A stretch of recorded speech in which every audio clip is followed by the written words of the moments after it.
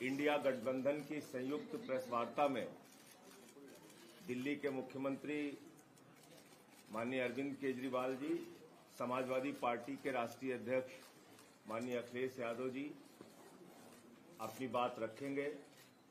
दिल्ली के मुख्यमंत्री केजरीवाल जी इंडिया गठबंधन के लिए उत्तर प्रदेश में जनता से अपील करने के लिए आया है, वोट मांगने के लिए आया है। मैं उनसे अनुरोध करूंगा विनम्रतापूर्वक कि वो अपनी बात रखें।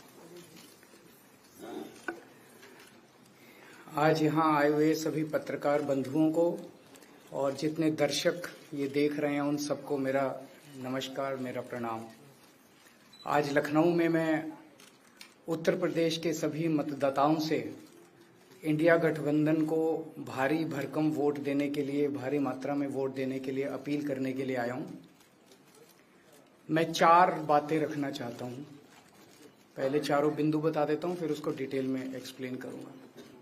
पहला ये कि ये चुनाव भारतीय जनता पार्टी, मोदी जी अपने लिए वोट नहीं, अमित शाह जी को प्रधानमंत्री बनाने के लिए वोट मांग रहे हैं। दूसरी बात,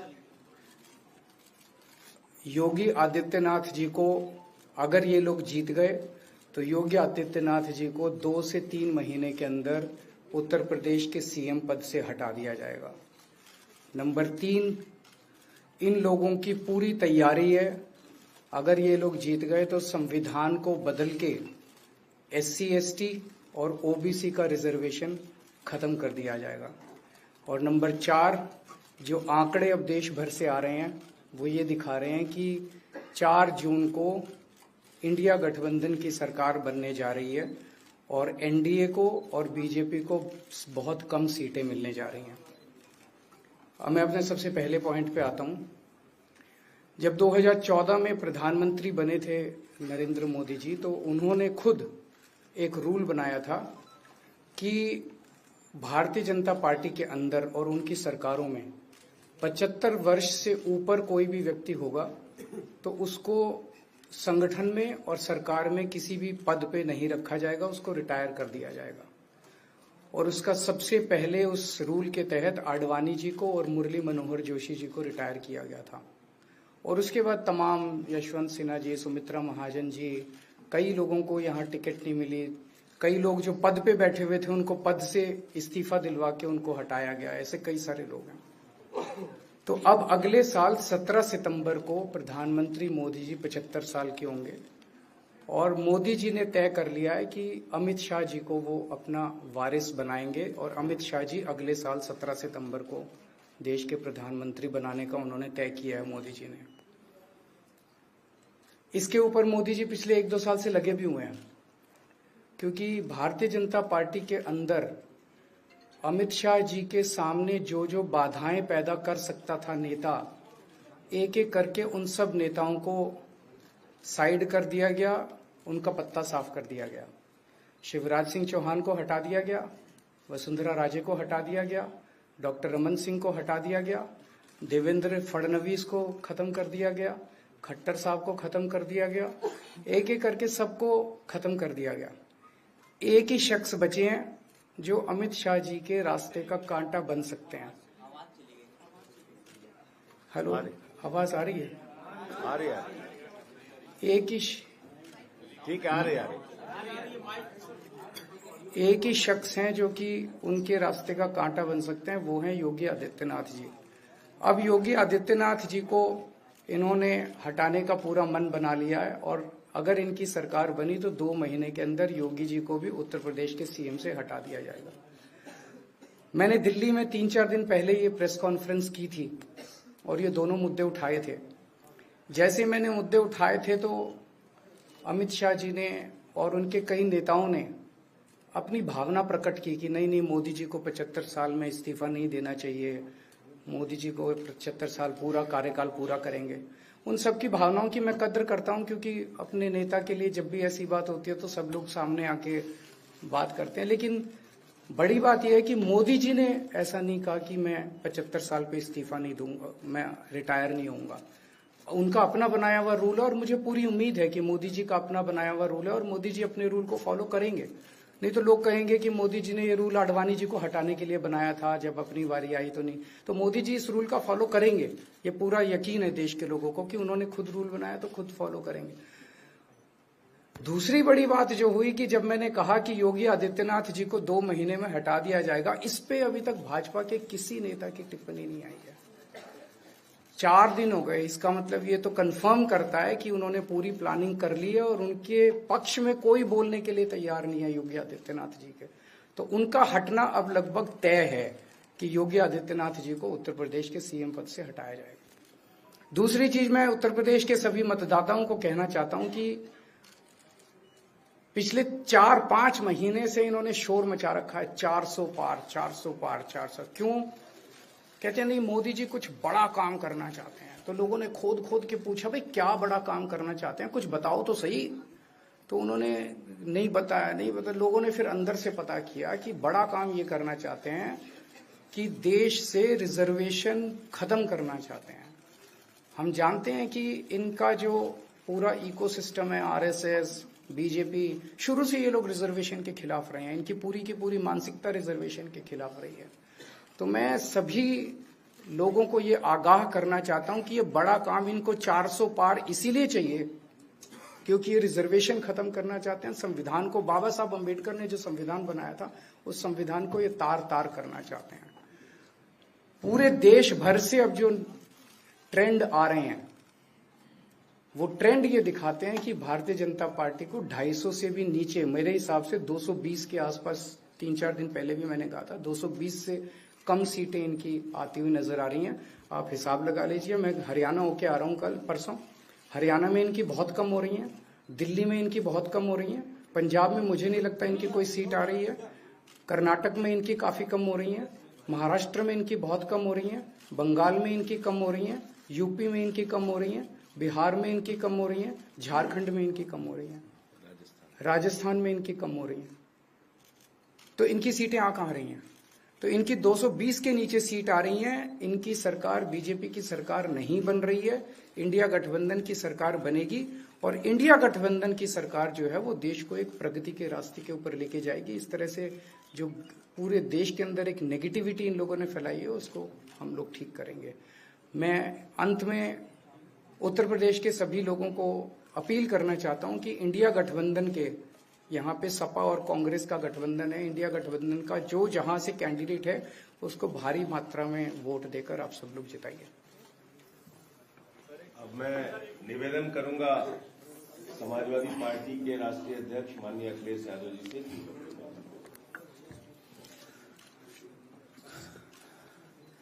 आदरणीय अरविंद केजरीवाल जी का मैं धन्यवाद देता हूं। उन्होंने बहुत महत्वपूर्ण बातें आपके सामने रखी हैं। जो देश का माहौल है और 4 चरणों में भारतीय जनता पार्टी चारों खाने चित्त हो चुकी है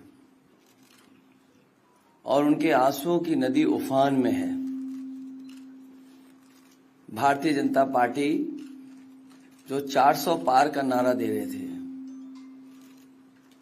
अब समझ में आया है 4 चरणों के बाद,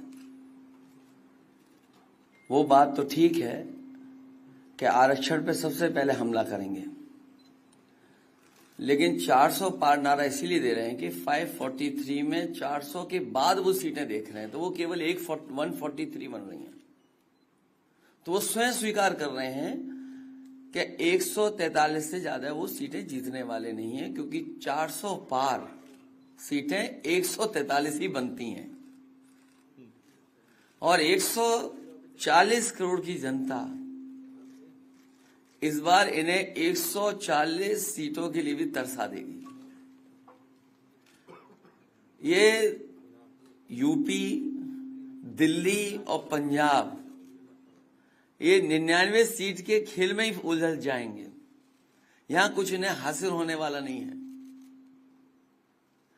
रोटी कपड़ा और मकान की तो लड़ाई हम लोग लड़ेंगे, लेकिन रोटी कपड़ा और मकान से पहले हमें संविधान बचाना है। संविधान बचेगा तो लोकतंत्र बचेगा और बाबा साहब भीमराव अम्बेडकर जी का दिया हुआ संविधान ये हमें अधिकार, हमें न्याय दिलाता है।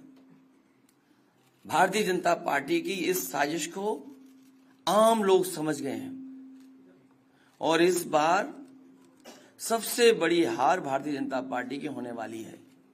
अभी तक तो हम ये कहते थे कि ब्रह्मांड का सबसे बड़ा झूठ बोल रही है, अब लग ये रहा है हारने के बाद ये ब्रह्मांड का झूठ का विद्यालय खोलेंगे, यूनिवर्सिटी खोलेंगे और वाइस चांसलर और डीन पहले से ही रिटायर होकर के वहां अपने आप नियुक्त हो जाएंगे।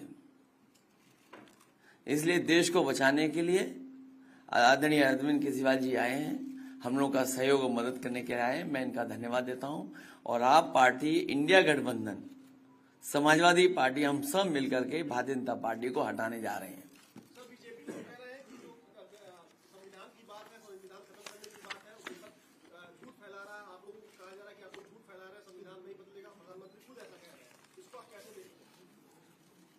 उनकी कौन सी बात सच निकलेगी? अभी आपसे कहा कि 75 साल वाला जो वो है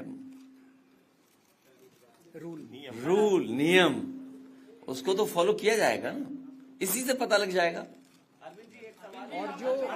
और एक मिनट अगर आप इनका इतिहास उठा के देखें पिछले 75 साल का, जनसंघ का, आरएसएस का, थ्रू आउट ये लोग रिजर्वेशन के खिलाफ रहे हैं। तो अब 400 सीटें लाके ये संविधान बदल के उस रिजर्वेशन को खत्म करना चाहते हैं।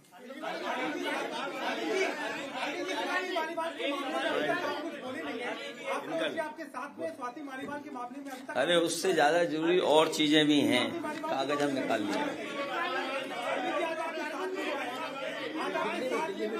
भाजपाई किसी के सगे नहीं है, ये है कि भाजपाई किसी के सगे नहीं है और भाजपाई झूठे मुकदमे लगाने वाला गैंग है। हाँ बोलो। बोल रहे बता रहे। हाँ मैं बोल रहा हूँ, एक सेकंड बोल रहा हूँ।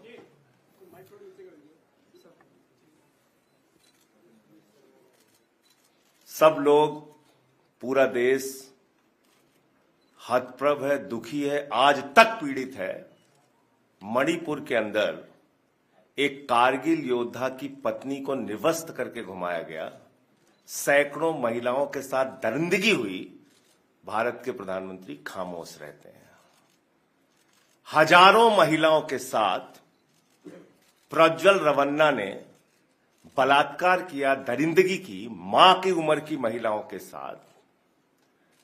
प्रधानमंत्री कहते हैं ये भारत को मजबूती देगा, इसी को वोट देना। ये भारत का भविष्य है प्रज्वल रवन्ना, उसको भगा दिया जाता है बीजेपी के द्वारा। पहलवान बेटियां जब जंतर मंतर पे लड़ रही थीं न्याय मांगने के लिए, तो यही स्वाति मालीवाल जो महिला आयोग की अध्यक्ष थीं, रात में उनके समर्थन में गई थी, पुलिस के लोगों ने घसीट के मारा था। हमने देखा यहीं उत्तर प्रदेश के अंदर कुलदीप सेंगर के मामले में, हाथरस के मामले में, देश के प्रधानमंत्री खामोश रहते हैं, एक शब्द नहीं बोलते। आम आदमी पार्टी हमारा परिवार है, पार्टी ने अपना रुख साफ कर दिया है और मैं चाहता हूं जितने विषय मैंने आपके सामने रखे हैं, देश के प्रधानमंत्री और भारतीय जनता पार्टी को जवाब देना चाहिए। स्वाति मालीवाल के मामले में जवाब देना, जब वो पहलवान बेटियों के लिए जंतर मंतर पे न्याय मांगने गई थी स्वाति मालीवाल जी, उस समय घसीट के मरवाया पुलिस वालों से। तो इसलिए इस पे राजनीतिक खेल ना खेलें, मैं सिर्फ इतना कहना चाहता हूं। धन्यवाद।